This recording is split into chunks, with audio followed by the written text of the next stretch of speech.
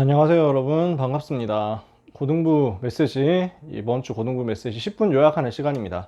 학원보고만 5월 셋째 주 말씀이었죠. 출애굽 주역들이 미리 가진 것이었습니다.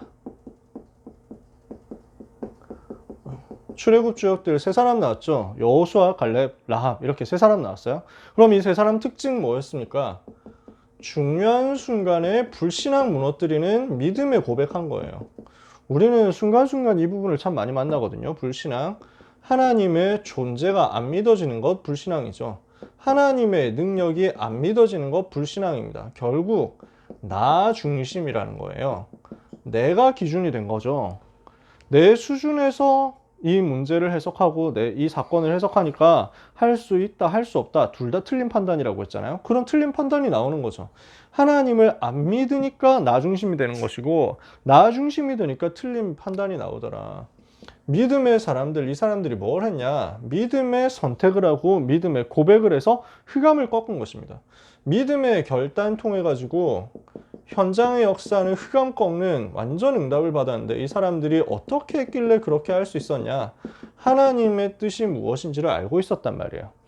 무슨 말이냐면, 믿음이냐 불신앙이냐 하는 것은 우리가 할 수 있다가 믿음이고 할 수 없다가 불신앙이라는 게 아니라고 했어요. 그렇죠? 하나님의 뜻이 무엇이냐, 이거를 제대로 알고 그 뜻을 따라가는 거예요. 그 뜻을 따라가는 것을 보고 믿음이라고 합니다. 그 믿음의 작은 실천, 믿음의 작은 고백, 믿음의 작은 결단 속에서 시대 살린 응답이 나오는 거죠.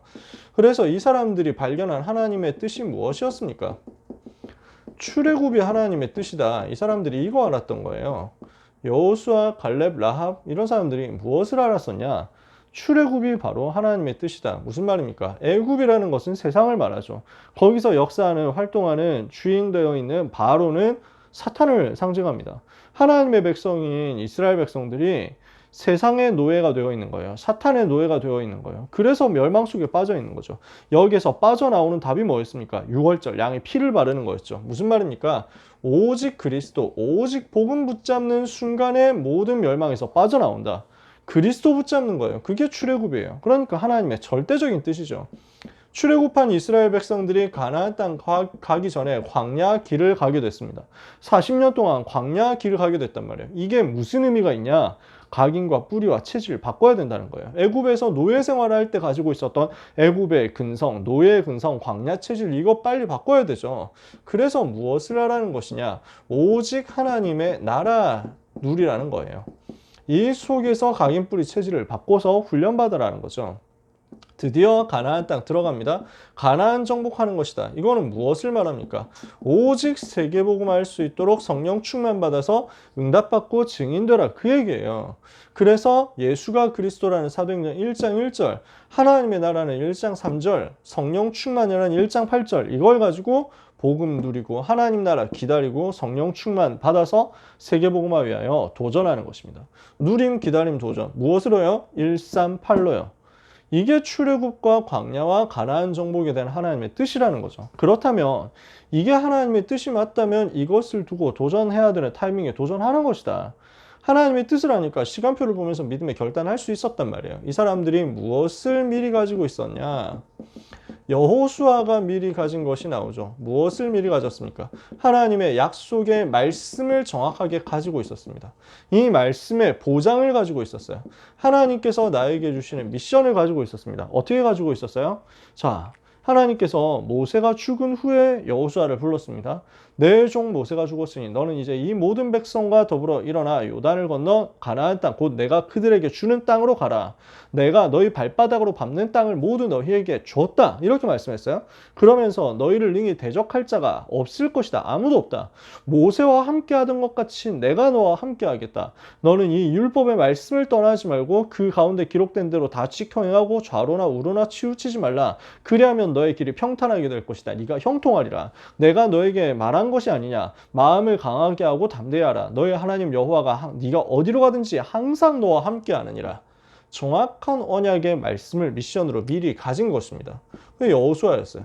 갈렙은 어땠습니까? 중요한 위기 때마다 나타나서 헌신했습니다. 45년 전에 가지고 있었던 약속의 말씀 여전히 붙잡고 있었습니다. 말씀 붙잡고 있는 가운데 지속했어요. 그래서 위기 때 등장해가지고 응답의 주역이 된 것입니다.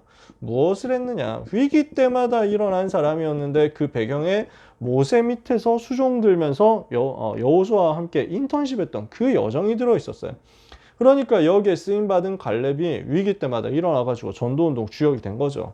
라합이라는 사람은 여리고성에 있었던 기생이었잖아요. 근데 여리고에 숨어든 정탐꾼 두 사람을 보호해주면서 여리고성의 분위기를 다 알려주고 나는 여호와 하나님을 믿겠다. 이거 고백한 거예요. 이 믿음의 고백을 가지고, 믿음의 정확한 고백을 가지고 여리고의 역사는 모든 흑암을 무너뜨리게 됐습니다.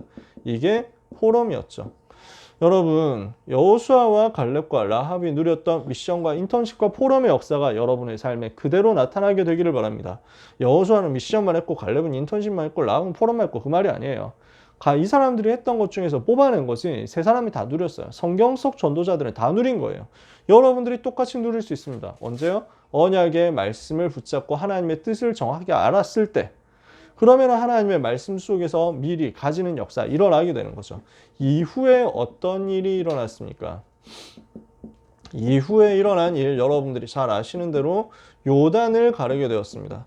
요단을 건너는데 어떻게 해서 요단을 건넜습니까? 주신 약속의 말씀 붙잡고 언약궤를 따라가는데 언약궤 따라가는 실천 속에서 벌어진 것입니다. 말씀을 붙잡는데 이 말씀을 그냥 붙잡지 않고 실천할 수 있는 거 찾아가지고 붙잡은 거예요. 여기에 하나님 역사하시는 거죠. 여리고가 무너졌습니다. 여리고 언제 무너졌습니까? 말씀 붙잡고 언약궤 따라가면서 그 여리고성을 돌았어요. 말 안 하고 돌았어요. 한마디도 입을 열지 않고 돌았어요. 뭘 한 겁니까? 집중해서 기도한 겁니다. 말씀 집중하는데 이 역사 일어난다. 해와 달이 멈추는 전무후무한 역사 일어나가지고 아무리 연합군 5개 나라 연합군을 무너뜨렸습니다. 언제 이 비밀이 벌어졌습니까? 영적인 사실을 알고 영권을 사용하는 기도했을 때. 하나님은 똑같이 지금도 역사하십니다.